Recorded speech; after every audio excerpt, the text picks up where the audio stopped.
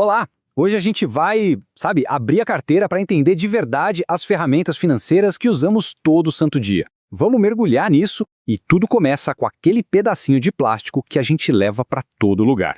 Pensa bem naquele gesto super simples de só aproximar o cartão da maquininha. Parece até mágica, né? Mas olha, por trás dessa conveniência toda, existe um sistema bem complexo e uma história de inovação que, nossa, transformou completamente o jeito que a gente lida com o nosso dinheiro. E para a gente conseguir entender esse sistema, vamos começar pelo começo, o próprio cartão. Ele é o ponto de partida da nossa jornada financeira no dia a dia. O cartão de hoje tem uma história e tanto, viu? Ele evoluiu muito. Começou lá atrás com aquelas máquinas manuais de cópia com carbono, daí foi para a tarja magnética com senha, depois para os chips EMV, que trouxeram muito mais segurança para cada transação. E mais recentemente, a tecnologia NFC nos deu essa maravilha que é o pagamento por aproximação, que ficou ainda mais popular na busca por menos contato físico. Agora, o mais interessante é entender por que essa tecnologia dominou o mundo. Para quem compra, é óbvio, significa não precisar andar com um monte de dinheiro no bolso. Já para quem vende, o risco de receber nota falsa ou de sofrer um assalto no caixa diminui bastante. E claro, a facilidade de pagar e a chance de parcelar as compras, bom, isso faz as pessoas comprarem mais. No fim das contas, todo mundo sai ganhando. Então, aqui está o ponto crucial. Todo cartão tem basicamente duas personalidades. De um lado o débito, que usa o dinheiro que já é da pessoa, direto da conta, e do outro o crédito, que na prática é um empréstimo que o banco já deixou ali, pré-aprovado. Permite comprar agora e pagar depois. São duas funções bem diferentes no mesmo plástico. Ok, vamos focar primeiro na função débito.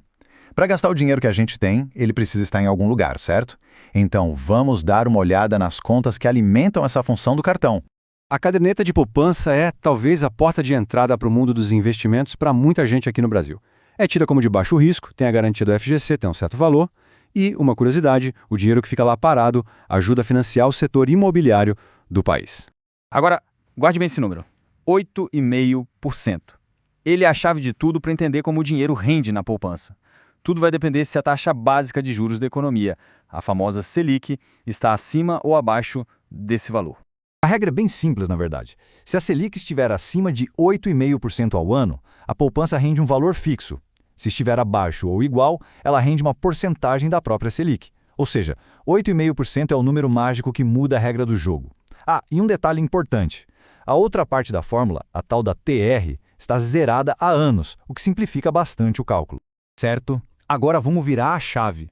Vamos falar de gastar um dinheiro que na verdade ainda não é nosso. Vamos entender como funciona a função de crédito do cartão. O limite de crédito, o que é isso afinal?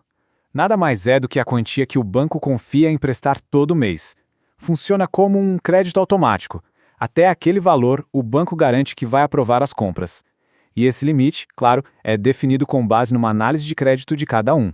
E o que acontece quando a fatura chega e não dá para pagar o valor total? Bom, se a pessoa pagar qualquer valor entre o mínimo e o total, o que sobra vira um financiamento. Esse financiamento é o famoso crédito rotativo, conhecido por ter uma das taxas de juros mais salgadas do mercado. E aqui estão os perigos de forma bem clara. Se nem o pagamento mínimo for feito, as consequências são bem sérias. O cartão pode ser bloqueado, juros e multas pesadas são aplicados e o nome da pessoa pode acabar indo parar nos serviços de proteção ao crédito. É uma verdadeira armadilha que não só gera uma dívida caríssima, mas também atrapalha a construção de um futuro financeiro sólido. Então, depois de entender como usar o dinheiro do presente e os riscos do crédito, a pergunta que fica é: como é que a gente constrói o amanhã? Evitar as armadilhas do rotativo é o primeiro passo. O segundo é usar ferramentas de planejamento de longo prazo. A Previdência Complementar existe por um motivo muito simples. A aposentadoria pública geralmente tem um teto. Então, para quem quer manter um padrão de vida mais alto depois de parar de trabalhar, um plano privado se torna uma ótima opção para complementar essa renda. No Brasil, existem basicamente dois tipos principais de planos, o PGBL e o VGBL. A grande diferença entre eles está nos impostos. No PGBL, as contribuições podem ser deduzidas do imposto de renda a cada ano, mas lá na frente, na hora de resgatar, o imposto morde o valor total. Já no VGBL, não tem essa dedução anual, só que o imposto no resgate é cobrado só em cima dos rendimentos. A escolha certa, então, depende muito do tipo de declaração de imposto de cada um. E olha só que grande incentivo para pensar no longo prazo. Dá uma olhada em como a alíquota do imposto de renda vai diminuindo com o tempo.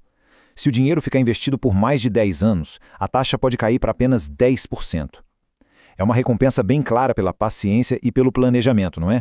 Então, do simples ato de pagar por aproximação até a poupança, do limite de crédito à previdência privada, a carteira é muito mais do que parece. Ela contém ferramentas poderosíssimas, capazes de mudar uma vida financeira inteira.